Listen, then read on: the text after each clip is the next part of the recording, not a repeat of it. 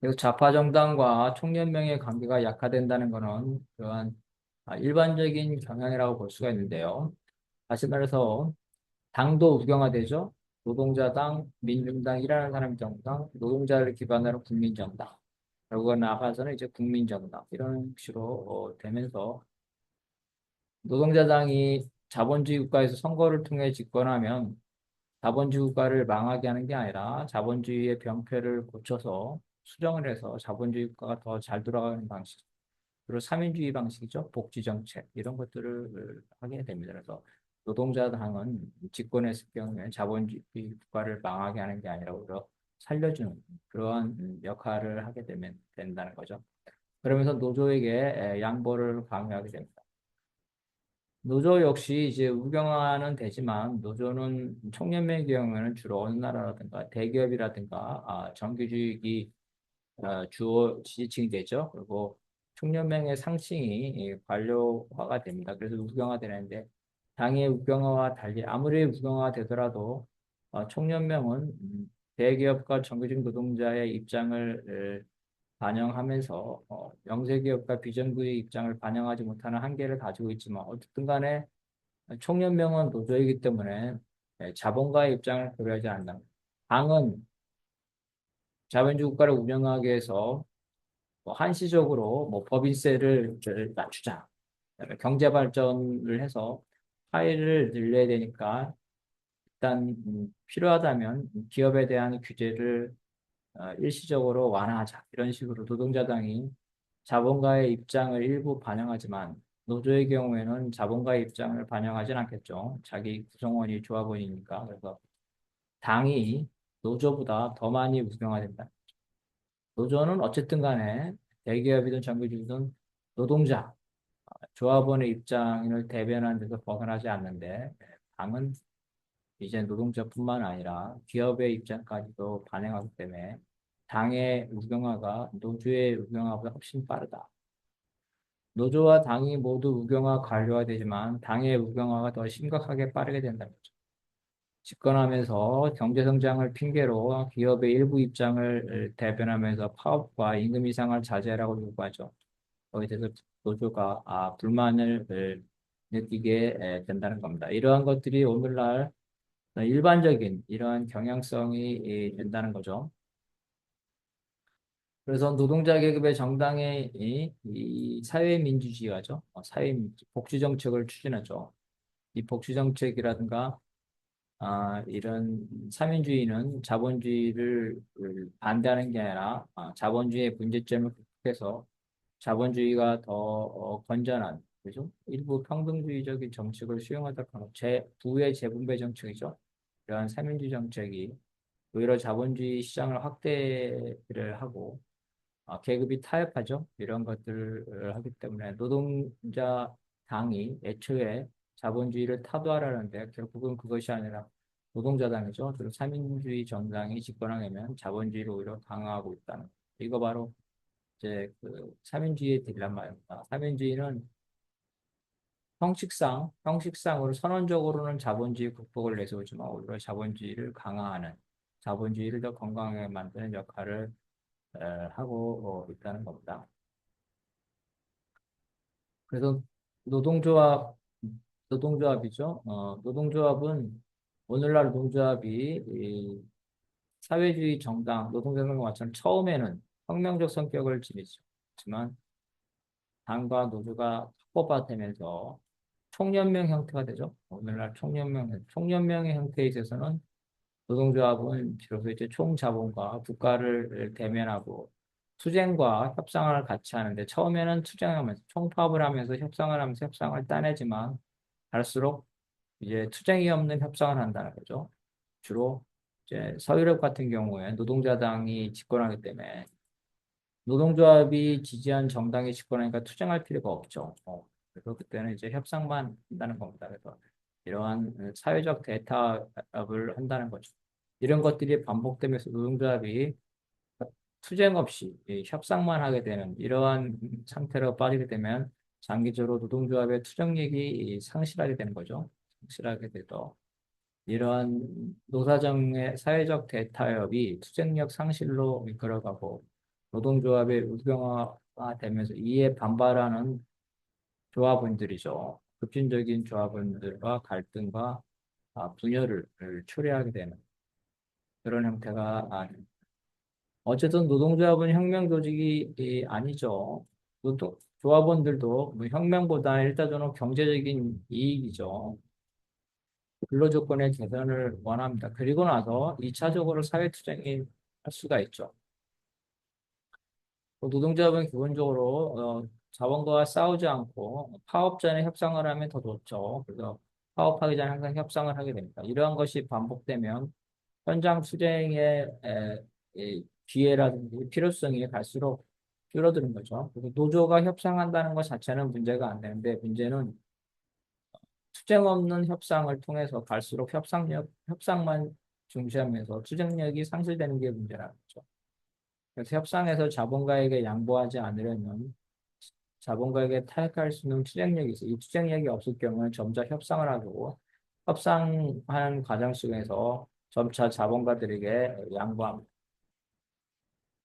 예를 들어서 우크라이나 전쟁 때 전기, 가스, 빵값 엄청나게 물가가 올랐죠. 그 물가가 10%가 올랐습니다. 그러면은 임금 협상을 하게 될 때 노조는 물가가 10% 올랐으니까 뭐 15%를 달라고 요구를 하겠죠. 사측에서는 전쟁으로 원자재 가격이 올랐기 때문에 경제가 어려우니까 임금을 동결하라 이렇게 하겠죠. 그래서 현실적으로 노조가 물가가 10% 올랐으니까 최소한 10%의 인상을 받아야 되는데 이런 투쟁력이 없이 협상만 한다면 결국은 오히려 3%에서 5%죠. 협상했을 때 노조에게 불리한 방식으로 협상이 되면서 실제로 실질임금이 하락했다. 지난 우크라이나 전쟁 때 진짜 이런 일이 벌어졌습니다. 실질임금이 하락하는 현상이 일어났어요. 그래서 노동자 정당과 총연맹의 개량화 속도, 그죠? 이것들이 일치하지 않다는 거죠. 그 양자는 전략적 결합이 출발점과 달리 느슨해질 필요가 없다. 당이 더 빨리 의경화되기 때문에 이러한 당의 의경화는 국민정당화 경향에도 보듯이 이 탈노동자, 그죠? 자본가의 이익을 일정 부분 반영하는 수준까지 간다는 거죠. 반면 최상급 총연맹의 의경화는 이러한 총연맹 조합원의 이해관계에 제한되게 됩니다. 따라서 자신의 이해관계, 노동자 이해관계에 머물고자 하는 총연맹과 국민 다수의 지지를 얻으려는 좌파 정당의 공식적 관계는 이해될 수밖에 없다는 겁니다. 특히 독일에서 우크라이나 전쟁 때 러시아에서 값싼 가스 수입이 불가능해지면서 미국산 네덜란드산 가스를 들이주면 가스 요금이 엄청나게 올라오게 됩니다. 근데 바로 이 사민주의 정당들이 집권했을 때는 물가가 올랐는데 노조에게 임금 인상 자제를 요구하게 되는 거죠.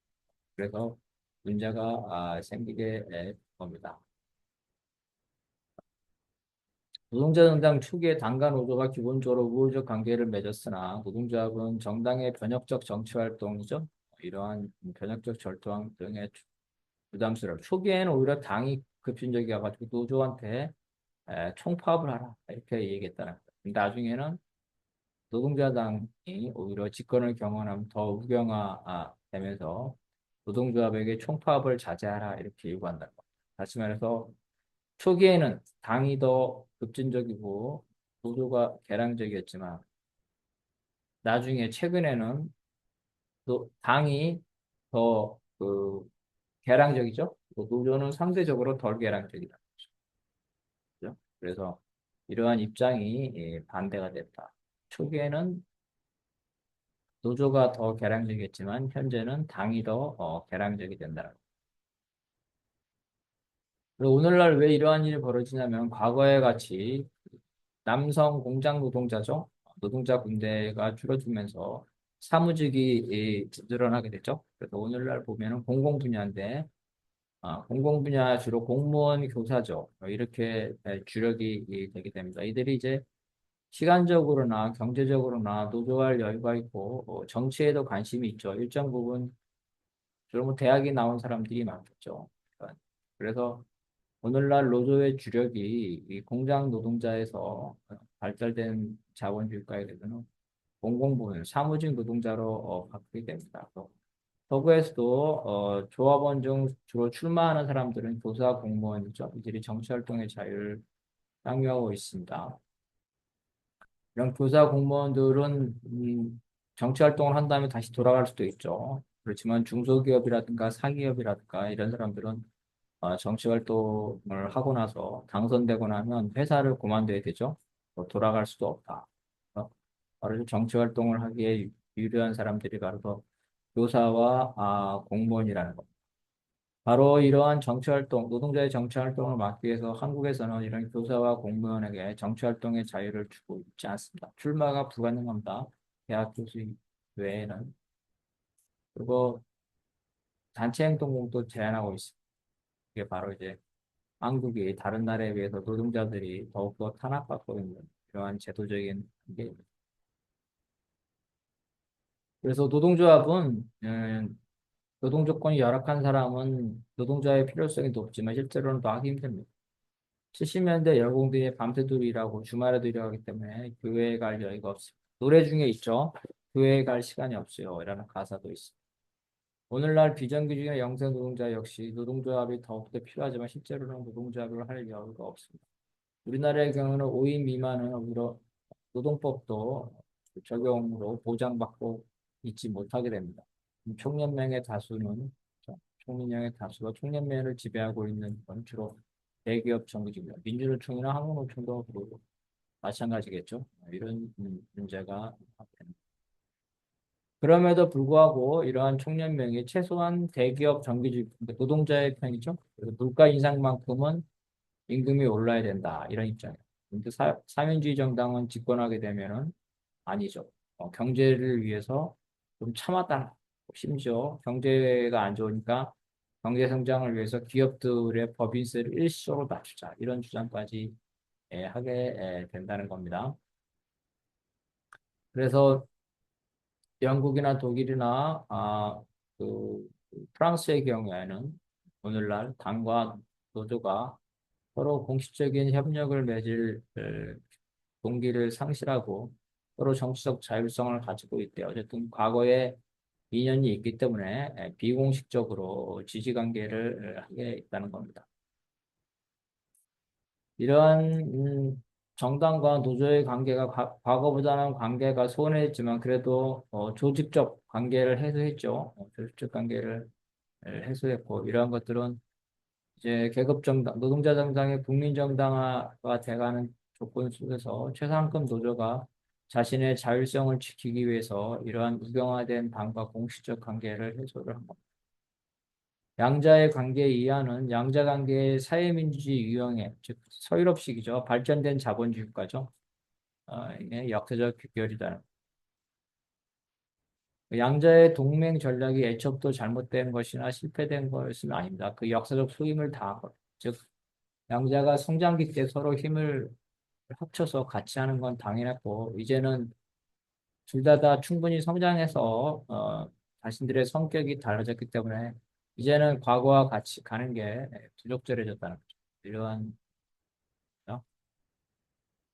그래서 유럽은 당과 노조가 동반해서 성장하고 집권도 하고 하지만 지금은 이해관계가 달라서 조직적 관계를 맺고 있지 않다는 거고 한국에 보면은 이제 민주노동당의 경우에는 충분히 성장했을 때까지 못 갔다는 거죠. 민주노동당 겨우 의원이 10명이었고 의원이 10명이었고 그 다음에 여론조사 지지율은 20% 갔지만 실제로 지지율은 10%밖에 안 갔다는 거죠. 노동자의 표를 다 모으기도 전에 국민참여당과 통합하게 되면서 의회주의죠. 국민정당화 경영, 우경화 경영으로 간 겁니다. 그래서 제 논문의 요지는 당과 노조가 같이 성장하다가 당이 더 빨리 우경화되면서 당과 노조는 공식적 관계를 해소한다는 겁니다. 이게 유럽의 관계죠. 근데 한국은 어, 당과 노조가 충분히 성장한 후에 관계를 해소한 게 아니라 충분히 성장하기도 전에, 즉 성장하는 단계로 가기도 전에 관계가 해소됐다는 것. 그래서 한국에서는 당이나 노조가 충분히 성장할 때까지는 당분간은 당의 경우에는 뭐 집권하거나 아니면은 제2당이 될 노조의 경우는 노동기본권을 완전히 쟁취할 때까지 두 단체가 연대할 수 있다. 동방송장할 수 있다. 그래서 이 양국의 동방송장 가장 필요한 게 교사와 공무원의 완전한 노동권 보장과 정치활동의 자유입니다. 현재 파업권이 필수 유지 업무라든가 공익산업이죠. 특히 공익산업에서는 방위산업, 경찰, 노동조합, 소방관 이런 것들이 인정이 안 되고 있죠.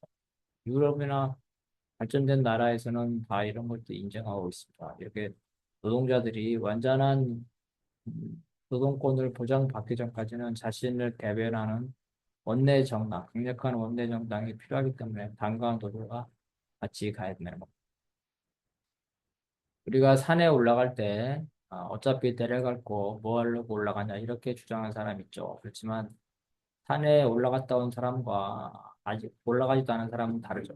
결혼을 해서 애도 낳고 이 결혼 생활의 즐거움을 즐기다가 이혼한 사람과 아직 결혼 자체를 하지 않은 사람과 현실은 결혼 생활하고 있지 않지만 두 사람은 서로 다릅니다. 그런 것을 충분히